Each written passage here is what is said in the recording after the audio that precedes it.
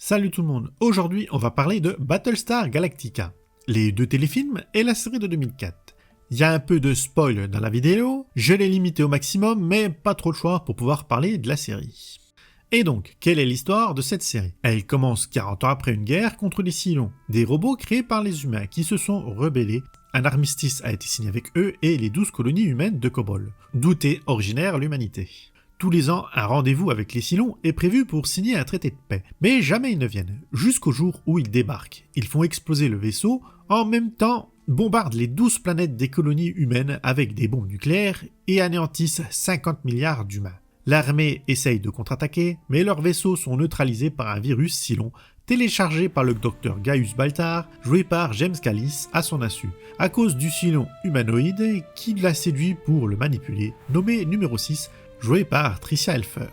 Il ne reste que quelques vaisseaux opérationnels, car ils sont relativement vieux et le virus ne les a pas infectés, dont le Battlestar Galactica, un vaisseau militaire qui avait permis de gagner contre les Cylons lors de la Première Guerre. Il devait être transformé en musée au moment de l'attaque, mais il se retrouve à reprendre du service à la tête d'une flotte de vaisseaux qui abrite les 50 000 derniers humains. Il fuit les 12 colonies pour échapper aux Cylons qui les poursuivent. Ils sont commandés par William Adama, joué par Edward James Olmos, le commandant de la flotte et commandant du Galactica. Il ne reste plus beaucoup de dirigeants du gouvernement, du coup, c'est la secrétaire à l'éducation, Laura Roslin, jouée par Mary McDowell, qui se voit nommée présidente du reste de la flotte spatiale. Elle va sauver des vaisseaux civils avant de fuir avec le Galactica. Sur Terre, quelques survivants vont réussir à fuir la planète Caprica, la capitale des 12 colonies. Dans une petite navette pilotée par Sharon Valerie, surnommée Boomer, jouée par Grace Park, et dans ces survivants se trouve le docteur Gaius Baltar.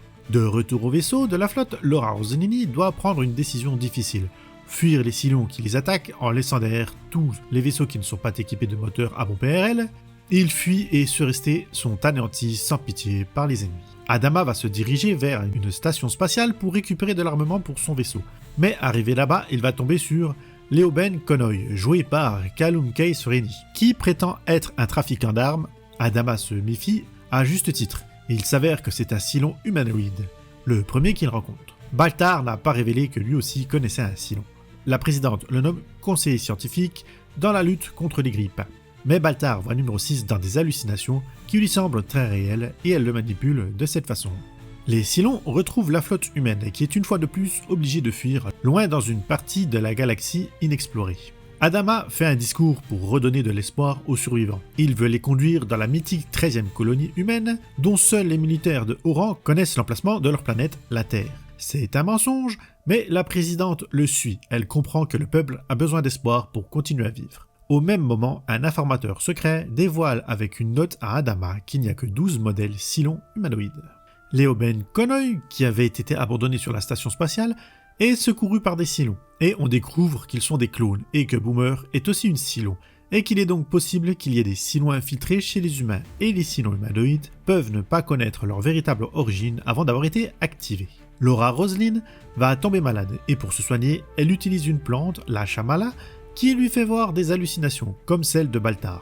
Et elles sont de nature religieuse qui correspondent aux écrits de la Pity qui les guiderait vers la 13e colonie, la Terre. Ils vont rencontrer nombre d'embûches comme gérer l'approvisionnement en eau et en nourriture, tout en faisant face aux attaques des Cylons, qui les suivent à la trace. Le fils de l'amiral Adama, Lee Adama, joué par Jimmy Bamber, et le capitaine de la flotte des Vipers et des Rapaces, ou Raptor, des petits vaisseaux et navettes militaires d'attaque et de transport de troupes qui devront repousser les chasseurs Cylons. Les croyances religieuses des humains sont polythéistes, alors que les Cylons sont monothéistes, et ils ont l'air de connaître mieux la religion de ces humains que eux ne connaissent la leur, donnant un avantage pour anticiper leur déplacement. Cara Trey Sanders, jouée par Kathy Shakoff, surnommée Starbucks, est la meilleure pilote des Vipers. Elle va être envoyée sur Caprica récupérer un artefact religieux pour ouvrir le temple d'Athéna sur la planète d'origine des humains, Kobol, par la présidente. Elle va y découvrir des résistants et des expériences glauques réalisées par les Cylons sur les femmes humaines. Et pendant ce temps-là, Callie Anderson tue Sharon Valerie, le Cylon, et on découvre qu'elle peut se télécharger dans un nouveau corps. Starbucks et Hello, joués par Carl C. Agaton, joué par Tamo Penique, reviennent au Galactica. Hello est un paria car il a eu un enfant avec Sharon Valerie, C'est le premier enfant humain Cylon, et 3 autres Cylons humanoïdes dévoilent leur visage. Dana Beers, joué par Lucy Lawless, qui est le numéro 3, frère John Calvi, joué par Dean Stockwell, qui est le numéro 1, et Simon, joué par Rick Worthy. À ce moment-là, un autre Battlestar fait son apparition, le Pegasus. Ils ont aussi survécu jusque-là aux attaques Cylons. Et ils sont commandés par l'amiral Helena Kane, jouée par Michelle Forbes. Elle prend le commandement de la flotte, mais ses agissements sont controversés. Elle se comporte comme un dictateur. Un conflit va exploser entre elle et Adama, et ils doivent se battre ensemble contre les Cylons. Ils découvrent leur vaisseau Résurrection. C'est là où les clones sont téléchargés quand ils sont tués. Ils vont monter un plan pour le détruire, et en même temps, les 2 commandants vont comploter pour se débarrasser l'un de l'autre. Après ça, Lee Adama est promu commandant du Pegasus.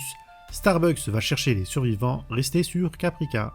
Et il découvre une planète partiellement habitable. Et une des copies de numéro 6 fait exploser une bombe nucléaire, emportant avec elle plusieurs vaisseaux de la flotte et des milliers de personnes civiles dans sa mort. La planète est baptisée Nouvelle Caprica, et Baltar, devenu président, veut en faire une colonie humaine.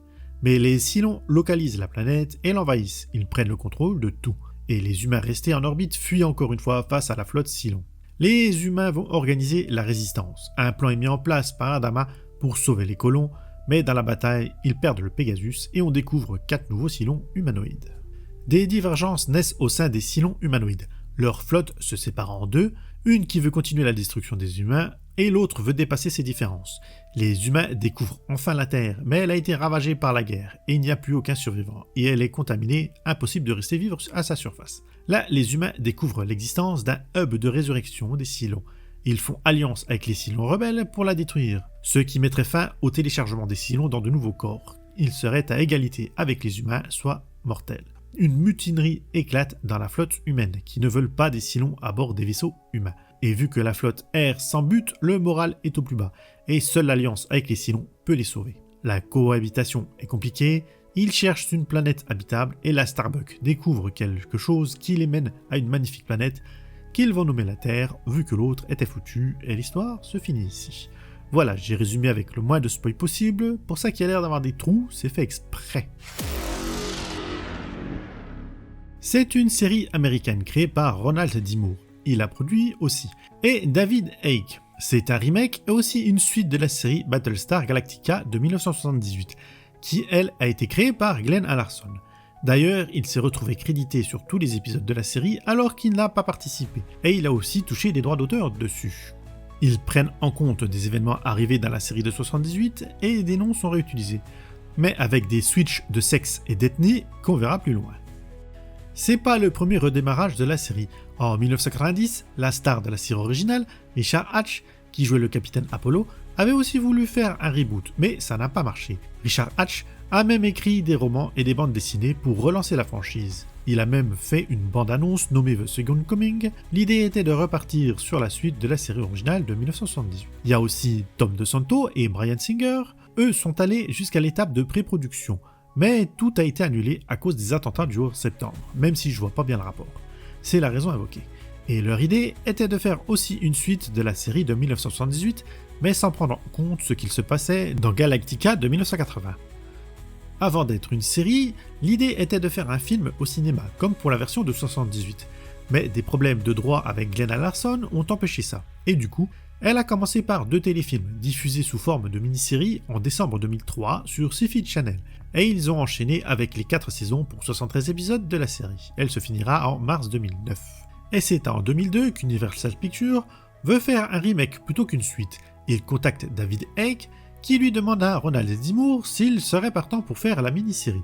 Ils écrivent un script qui remet les idées de la vieille série à jour et ils mettent une histoire qui se déroulera tout au long de la série. Moore a dit s'être inspiré des aventures de Peter Pan de 1953 et en particulier de la phrase « Tout cela s'est déjà produit et se reproduira ». Moore a trouvé la notion à la fois pessimiste et pragmatique et l'a intégrée dans la mythologie des Cylons. Ronald D. Moore et David Icke ont déclaré aussi qu'ils avaient adopté un style largement improvisé de développement d'histoire pour cette série.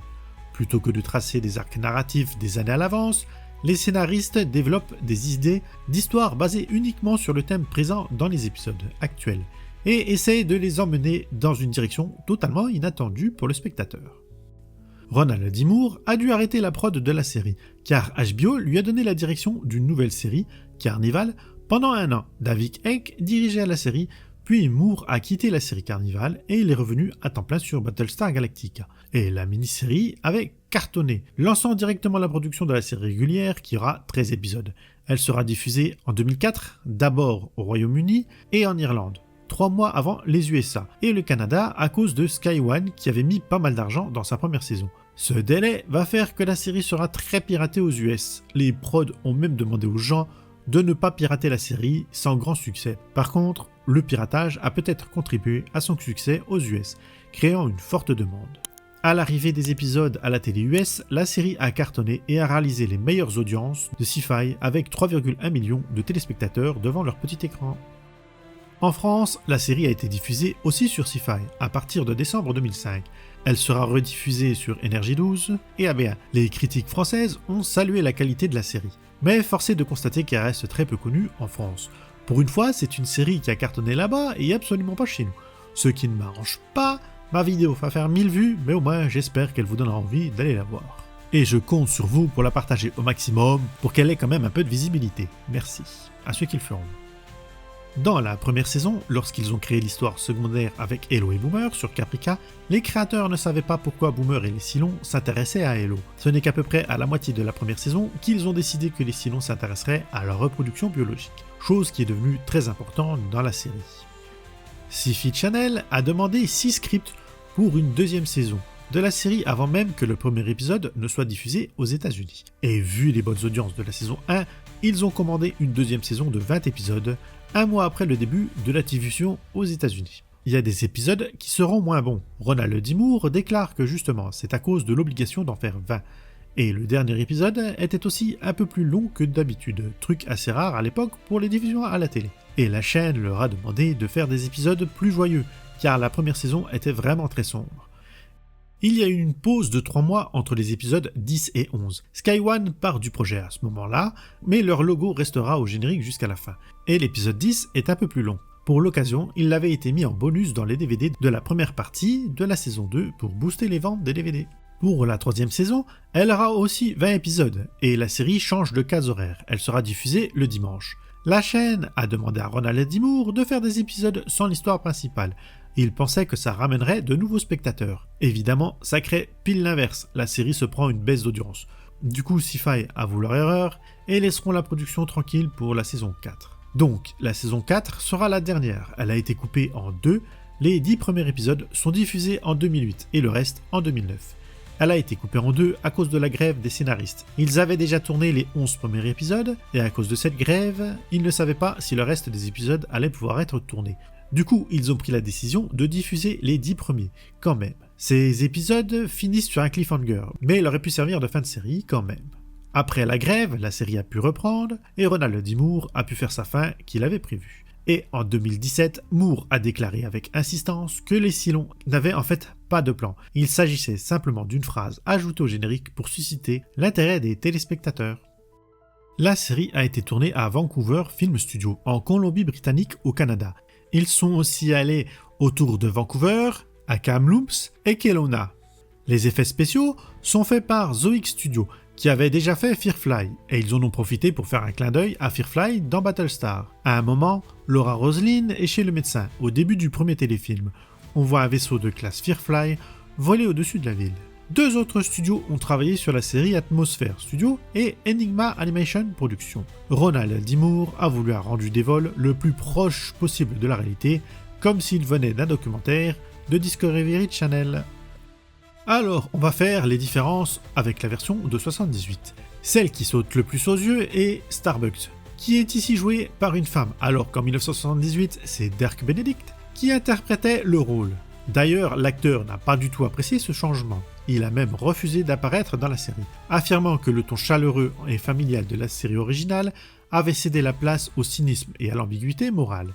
Il a été particulièrement cinglant sur la réinvention de Starbucks en tant que femme, qu'il a amputé à une tendance perçue comme anti-masculinité à Hollywood. Ce qui en 2025 est assez drôle, il avait senti un truc avant l'heure. Bon, après, l'actrice joue très bien son rôle, et c'est un personnage de fiction, donc il n'y a pas de quoi gueuler pour ça. Le colonel Tiggs était joué par Terry Carter dans la version de 1978. C'était un Afro-Américain et dans cette version, il est joué par Michael Hogan. Boomer était aussi joué par un Afro-Américain, Herbert Jefferson Jr. Il devient une Asiatique, ici Grace Park, qui joue aussi Athena, qui était jouée elle par Maureen Johnson en 1978. Le commandeur Kane était joué par Lloyd Bridge, qui ici est joué par Michelle Forbes. Ils avaient d'abord proposé le rôle à Jane Seymour, mais elle l'a refusé. Et dans la version de 78, Apollo, Starbucks et Boomer étaient les vrais noms des personnages, qui dans cette version deviennent leurs surnoms de pilotes. Voilà pour les switches de personnages, ça a bien fait gueuler les fans, puis ils se sont calmés en voyant que la série était bien meilleure que l'original. Les autres changements sont l'introduction des humanoïdes Cylons, créés par les humains. Ce n'est pas le cas dans la version de 78, où ils ont un rôle plus restreint, et ils ont été créés par une race d'aliens reptiliens. Dans la version de 78, les robots Cylons sont des mecs en costume. Là, ils ont profité des effets 3D pour redesigner les robots Cylons et les faire en numérique. Pour les vaisseaux humains, il y a peu de différence. Ils ont été un peu modifiés, mais on les reconnaît. Les vaisseaux Cylons sont bien plus modifiés pour cette nouvelle version. Petit truc marrant, ils ont mis des objets de la vieille série dans le Galactica quand il est en musée, au début du premier téléfilm. On peut voir un Cylon Centurion, un Cylon Raider, une maquette d'un Cylon Bystar, une navette coloniale, un Landram et un Colonial Viper original de Galactica 1978. Et il n'y a qu'un seul acteur qui jouera dans les deux séries, c'est Richard Hatch qui joue Tom Zarek dans la nouvelle série et le capitaine Apollo dans la série originale de 78. Voilà pour les différences entre les deux séries. Comme je l'ai dit plus haut, la série a cartonné. D'ailleurs, les fiches wiki de la série sont une longue liste de prix qu'elle a reçus, et de commentaires élogieux des critiques, et aussi de classement des meilleures séries. Je vais pas faire toute la liste pour une fois car il y a 6 pages rien que pour ça. Je vous les montre en capture, mettez pause si vous avez envie de les lire, c'est à la limite du suçage à ce niveau-là. Ronald D. Moore a diffusé un podcast sur le site internet de Sci-Fi Channel où il a commenté chaque épisode de la série, mais évidemment c'est disponible qu'en VO. Ronald D. Moore et James Callis ont tous deux déclaré que tous les acteurs principaux devaient signer des contrats de 7 ans lorsqu'ils ont été embauchés pour la mini-série pilote. Edward James Olmos n'était pas le premier à être pressenti pour le rôle de William Adama. D'autres acteurs ont été contactés comme Sam Shepard, Ed Harris et même Harrison Ford. Edward James Olmos, quand il s'est vu proposer le rôle, a d'abord refusé de lire le scénario, pensant que la série serait identique à l'original qu'il n'aimait pas. Mais sa famille l'a forcé à lire, et au bout de 4 pages, il était convaincu et il a accepté le rôle. Et il avait une clause dans son contrat qui disait qu'aucun extraterrestre ne devait apparaître dans la série. Il voulait que l'histoire reste focalisée sur les humains, c'est une autre différence avec la série originale où on y voit des extraterrestres. Tricia Helfer était un mannequin avant de devenir actrice. La chaîne Sci-Fi était hésitante à la prendre au casting. Mais face à son jeu d'actrice irréprochable, elle est devenue la figure principale de la série. De toutes les pubs affichent pour la promotion. Et le fait qu'elle soit mannequin les a bien arrangés sur ce coup-là. Son personnage numéro 6 a été nommé d'après le rôle de Patrick McGowan dans la série Le Prisonnier de 1967. Et pour se préparer à son rôle de Gina, la Cylon captive, Tricia Helfer a visionné le film La Ciociara de 1960 pour mieux comprendre une victime de viol. Katie Sackhoff a déclaré en interview en 2021 qu'elle a galéré à avoir le rôle à cause de son âge. Elle avait 10 ans de moins que ce que les producteurs recherchaient. Pour les convaincre, elle a dû repasser 7 fois l'audition. Avant qu'ils ne la choisissent, ils ont proposé le rôle à Amy Jo Johnson, mais elle a été refusée au profit de Sackhoff. Et elle s'est entraînée pour avoir le physique qui convenait au rôle. Elle avait un anneau de pouce et pour continuer à pouvoir le porter pendant les tournages, ils ont dit dans la série qu'il s'agissait de l'anneau de Zach Adama. Son personnage est devenu tellement populaire qu'elle a commencé à recevoir des lettres de jeunes femmes qui voulaient l'imiter. Ça lui a fait comprendre son influence sur les jeunes et elle a décidé d'arrêter de fumer pour ne pas les influencer sur de mauvais comportements. C'est Edward James Olmos qui a recommandé Kate Vernon pour le rôle d'Ellen Tigg. John Sear a auditionné pour le rôle de Baltar, et Brad Drybrook, qui joue le rôle du lieutenant Hoshi, a également auditionné pour le rôle du colonel Fisk et du lieutenant Thorne. Don Leroy a auditionné pour le rôle du colonel Tiggs avant de décrocher le rôle du docteur Cotley. Et le nom du personnage du docteur vient du pédiatre de Moore, sauf que son vrai pédiatre était très gentil et pas du tout sarcastique comme celui de la série. Amanda Plummer, qui joue Dodonan, l'oracle, était censée être récurrente. Des problèmes d'emploi du temps ont empêché Plummer de revenir, de sorte que le personnage n'est apparu qu'une seule fois. Lucy Lawless s'est vue proposer le rôle d'Hélène Tigg, mais elle l'a refusé, pensant qu'elle ne convenait pas à ce rôle. Mais la production la voulait tellement qu'ils ont écrit le personnage d'Anna Bierce pour elle en espérant qu'elle l'accepte, ce qu'elle a fait. Le rôle de Laura Roslin a été spécialement écrit pour Mary McDowell, mais d'autres actrices ont quand même auditionné. Richard Hatch s'est vu offrir le rôle du médecin qui annonce la mauvaise nouvelle à Laura Roslin, mais il l'a refusé. À la place, il a pris le rôle de Tom Zarek. Grace Park avait initialement auditionné pour Douala ou Starbucks, mais elle aura un rôle bien plus étoffé au vu des multiples personnages qu'elle va jouer. Bodhi Olmos, qui joue Brendan Constanza, surnommé Hot Dog, est le vrai fils d'Edward James Olmos. Bodhi a été amené au cours de la première saison pour un petit rôle en tant que pépite ou stagiaire pilote Viper, et il a fini par être un personnage récurrent jusqu'à la fin de la série. Kerry Norton, qui joue Lane Isley, est la vraie femme de Jamie Bamber, qui joue Liadama, surnommée Apollo. Susan Hogan, qui joue le rôle du capitaine Doyle Franks, capitaine du Prometheus, l'un des navires de la flotte civile, est la vraie épouse de Michael Hogan, le colonel Saul Teague. Dans la série, tous les livres et la paperasse, les cadres et les photos ont les 4 coins coupés. C'est une idée du réalisateur Michael Raymer, pour faire référence à la façon dont il a dû couper le scénario pour pouvoir sortir le téléfilm avec son budget limité. Sauf que son idée est devenue un vrai calvaire pour l'équipe de la déco, qui a dû continuer de couper tous les documents vus à l'écran et tout le tout-team jusqu'à la fin de la série.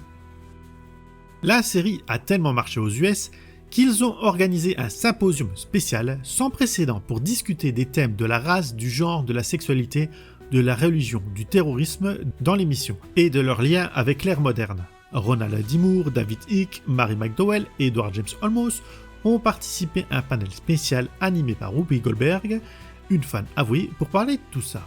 Oui, il se pose des questions sur ce sujet depuis un paquet d'années, ce qui a abouti au fameux DEI.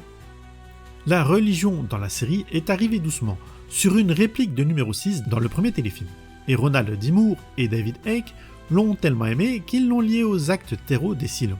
Glenn Hallarson était un mormon, et il y avait donc déjà des trucs religieux dans la première version de la série, comme Kobol, qui veut dire ciel dans l'ancienne langue persane, et c'est une faute d'orthographe de Kolob, selon les saints des derniers jours. C'est un endroit près du trône de Dieu. Et c'est aussi mélangé à la mythologie grecque, romaine et nordique. Le nom Gaius Baltar est donc inspiré de l'empereur romain Caligula. Gaius était son vrai nom, et ils ont collé la personnalité de l'empereur au personnage. Pour les 12 planètes des colonies, elles portent les noms des signes du zodiaque, mais dans leur prononciation de l'époque grecque. Et pour la 13e colonie appelée Terre, c'est une référence de Glenn Larson sur les 12 tribus d'Israël.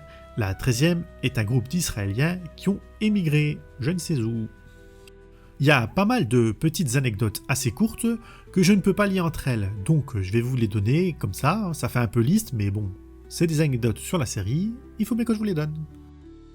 Ronald D. Moore a fait une petite erreur quand il a voulu intégrer les jeux et les sports pratiqués par les gens des colonies, qui étaient présents dans la première version de la série. Leur jeu de cartes s'appelait Pyramide et le sport s'appelait Triade.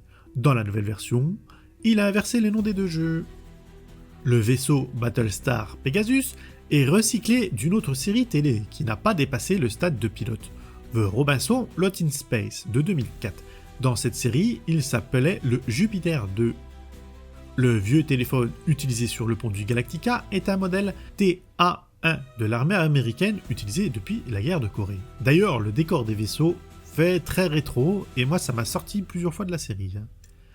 Le numéro 1701, tel que vu sur la porte d'un sas, est un hommage à Star Trek et on entend le pilote de Colonial One établir le contact avec le Geomon Liner 1701. C'est encore le même clin d'œil à Star Trek. Ronald D. Moore a fait partie de l'équipe de production de Star Trek, la nouvelle génération de 1987, d'où les Easter eggs sur cette série. Les casques de combat portés par les marines sont en fait des casques de snowboarder Giro Bas de lieutenant. Ils sont faits de plastique, pas de Kevlar, évidemment. Oui, les Américains se posaient la question, et donc il y a l'anecdote qui va avec. La plupart des armes utilisées dans la série sont de véritables armes à feu modernes, et pas des accessoires. Mais il y a aussi des armes qui sont adaptées de jeux vidéo. Le père de Rekha Sharma, un prêtre hindou, s'est opposé aux scènes de sexe de sa fille dans la série. Rekha Sharma a ri de ses critiques et a quand même fait les scènes. Kathy Sackhoff peut être vue en uniforme de Starbucks dans The Big Bang Theory en 2007, en tant qu'amante fantasmée d'Howard avant qu'il n'épouse Bernadette. Les scénaristes de Battlestar Galactica ont introduit plusieurs concepts clés pour structurer l'intrigue des Cylons. Le concept des 5 derniers Cylons est né de l'idée de montrer Baltar vivant parmi les Cylons. Ronald D. Moore a décidé que ces 5 modèles étaient sacrés et a choisi les personnages que je ne montrerai pas pour être révélés comme Cylons à la fin de la saison 3.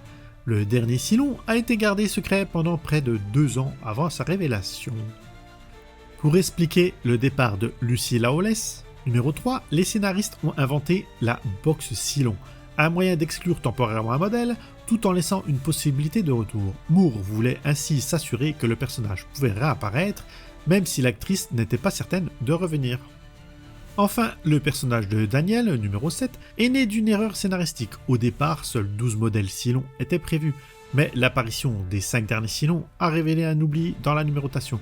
Aucun Cylon n'était désigné comme numéro 7. Moore a alors intégré cet oubli à l'intrigue en faisant de Daniel un modèle effacé de l'histoire, ce qui a eu une importance plus tard dans la série. Au début de la saison 3, Jamie Bambers n'a pas réellement pris de poids nécessaire pour ce rôle. À la place, une doublure corporelle a été utilisée pour les gros plans de son ventre arrondi. Et Bamber portait une prothèse dans sa bouche pour simuler des joues bien pleines. Certains plans larges de son corps ont également été truqués numériquement.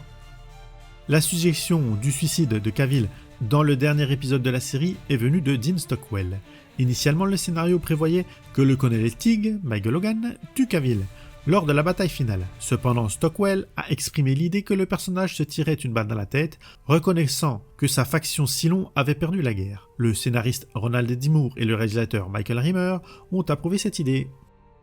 Lorsque le colonel Tig brûle la photo de sa femme, la femme sur la photo était initialement Jenny, l'épouse du producteur exécutif David Icke. Cependant, lorsque la femme de Tig, interprétée par l'actrice Kate Vernon, est apparue dans la série régulière, la scène a dû être retournée avec une photo de Vernon pour pouvoir être inclus dans le récapitulatif de son premier épisode.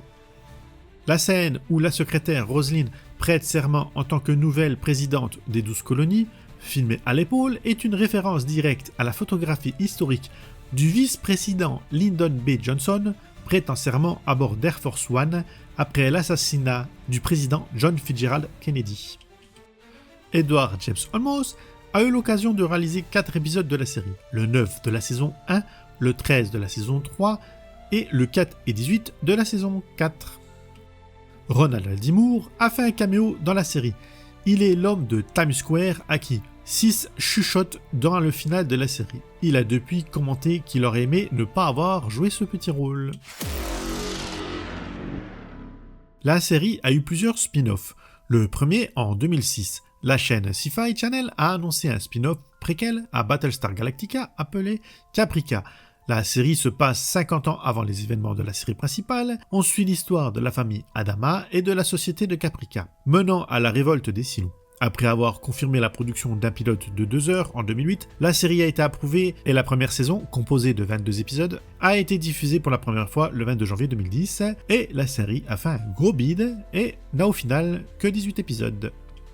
Une mini-série est sortie en 2006 directement sur le net, Battlestar Galactica The Resistance. La série est composée de 10 épisodes en ligne qui comblent les trous scénaristiques entre les saisons 2 et 3. Ces épisodes, écrits par Bradley Thompson et David Willell, et réalisés par Wayne Rose. Ils sont disponibles sur le web officiel de la série et durent environ 27 minutes au total. Battlestar Galactica Razor est un téléfilm américain réalisé par Félix Enrique Acala et diffusé le 24 novembre 2007 sur Sci-Fi. Le film se concentre sur l'histoire du Battlestar Pegasus et il est composé de plein de petits flashbacks de quelques minutes. Il était diffusé le vendredi soir, il a été compilé en téléfilm pour le sortir en DVD. Edward James Olmos a réalisé en 2009 un téléfilm sorti en direct to DVD, nommé The Plan. On y suit l'attaque du point de vue des Cylons sur les colonies, et pendant les 300 jours qui suivent, ce qui correspond aux 2 premières saisons de la série. Il réutilise des scènes de la série en plus des nouvelles séquences qu'il a filmées. Il y a la mini-série Battlestar Galactica The Face of Enemy, réalisée par Wayne Rose, sortie entre le 12 décembre 2008 et le 12 janvier 2009, entre les épisodes 10 et 11 de la saison 4. Ils suivent le lieutenant Gaeta lorsqu'il est envoyé dans un Raptor avec une poignée d'étrangers et que l'un d'eux meurt mystérieusement, et c'est aussi découpé en 10 épisodes de 3 à 6 minutes. Et la dernière, en 2010, Sci-Fi et Ronald D. Moore ont collaboré pour créer un autre spin-off de Battlestar Galactica appelé Blood on Chrome, écrit par Michael Taylor et réalisé par John Pate. La série se déroule pendant la Première Guerre Cylon et suit l'histoire de William Adama. Elle a été diffusée en ligne en 10 épisodes sur machina.com à partir du 9 novembre 2012, puis elle a été remise en téléfilm et diffusée le 10 février 2013 sur Sci-Fi. Il y a pas mal de bandes dessinées de disponibles. Battlestar Galactica de 2003 est adapté en BD par le scénariste Greg Pak et le dessinateur Nigel Raynor. La série est éditée en anglais uniquement par Dynamite Entertainment à partir de mai 2006. Et une mini-série de 4 épisodes consacrée à la jeunesse de Zarek est sortie chez le même éditeur. Il y a pas mal de numéros qui sont aussi sortis chez Maximum Press Issue. 5 séries sur Apollo, 1 sur Starbucks et 3 sur de divers événements de la série. Bon, c'est toujours la pagaille avec les comics, il y a plusieurs versions de la même BD avec plusieurs couvertures à chaque fois. Et pour ceux qui aiment la première série de 78, il y a 23 numéros sortis chez Marvel et une dizaine chez Dynamic Entertainment Comics. Les téléfilms ou la mini-série ont été adaptés en roman chez Torbook en 2005 par Jeffrey A. Carver. Et il en a profité pour rajouter des scènes coupées de la version live. Elle donne de nouvelles infos sur l'histoire. David Bassom a sorti 3 bouquins sur les coulisses de la série chez Titan Book, uniquement disponibles en anglais. Il y a plusieurs jeux vidéo sur la licence, je n'ai joué à aucun jeu donc je ne sais pas s'ils sont bien. Le premier est sorti en 2003, Battlestar Galactica sur Xbox et PlayStation 2, fait par Vivendi Universal Game, c'est un shoot'em up spatial. La même année, le jeu Beyond Red Line est distribué gratuitement sur PC, Windows et Linux, et Macintosh, c'est aussi un shoot'em up spatial. En 2011, un MMO spatial est sorti, nommé Battlestar Galactica Online, en 3D, sur navigateur, édité par Big Point. Et le dernier est sorti en 2017, nommé Battlestar Galactica Deadlock, qui est un jeu de stratégie sur PC, édité par Slidetrine Ltd. Il y en a un sorti sur portable, Battlestar Galactica Squadron. C'est un RPG infinissable comme les jeux de téléphone, ils ne servent à rien, juste à vous faire perdre du temps. Voilà pour les jeux, dites-nous si vous y avez joué et s'ils sont bien en commentaire. On trouve un paquet de choses sur la série. Il y a des figurines articulées, des persos sortis chez Diamond Select Toy, il y a des pops, il y a évidemment des figurines de la version de 1978, on trouve les vaisseaux en maquette, il y a aussi des petits vaisseaux de combat, les Viper et les Raptor, il y a des figurines en résine de collection, il y a aussi des trucs qui ressemblent à des Lego fusionnés avec des Playmobil. Il y a un jeu de société nommé Battlestar Galactica The Board Game sorti par Fantasy Flight Game en 2008. C'est un jeu semi-coopératif de 3 à 6 joueurs créé par Gore Koningskat. On peut y jouer soit un humain ou un Cylon infiltré. Il y a des documents avec les coins coupés comme dans la série, les classiques photos, posters, tasses, t-shirts et tous ces trucs-là. Et la série est disponible en Blu-ray dans un coffret où il y a aussi les téléfilms sortis sur la net et aussi le film de 1978 dans le coffret. Et tout ça est disponible en VF. Lien en description, comme d'hab, si vous voulez l'acheter et soutenir la chaîne en même temps. La bande-son de la mini-série a été composée par Richard Gibbs, qui est connu justement pour cette série. Et la musique des 4 saisons, elle, a été faite par Bear McCreary. C'est lui qui a fait les musiques de la version des Anneaux de Pouvoir sur Amazon Prime. Le thème d'ouverture de la première saison variait selon le pays de diffusion. Une version instrumentale aux États-Unis et une chanson avec des voix dans les autres pays. Après la première saison, la version américaine a adopté la même chanson thème que les autres pays, qui est basée sur le Gayatri Mantra, un mantra hindou du Rig Veda, qui signifie approximativement « Puissions-nous atteindre la gloire de Dieu ». Pendant la série, on peut entendre la musique du thème de la version de 1978, qui sert dans cette version d'hymne national des 12 colonies. On peut entendre aussi le thème musical principal de Voyage au bout de l'enfer de 1978 dans la saison 2. 6 albums de la bande originale de Battlestar Galactica ont été publiés, un pour la mini-série, et un pour chacune des 4 saisons, et un pour la musique de Razor et The Plan. La musique de Battlestar Galactica a été jouée lors de plusieurs concerts live à guichet fermé, dont un au Roxy de Los Angeles en avril 2008, où plus de 1000 fans ont assisté à 2 spectacles exceptionnels. Il y a aussi un ballet intitulé Prélude to War qui a été créé le 7 mars 2009, basé sur les partitions de McCreary. Cette production a été interprétée par les danseurs du Ten Hagen de Hagen en Allemagne, avec une chorégraphie de Ricardo Fernando et l'accompagnement de l'orchestre philharmonique de Hagen, dirigé par Bernard Steiner. Et ça a duré pendant 13 semaines.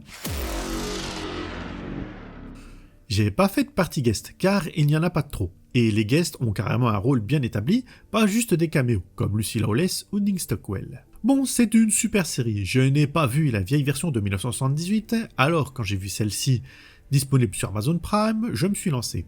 J'ai accroché directement avec les 2 premiers téléfilms.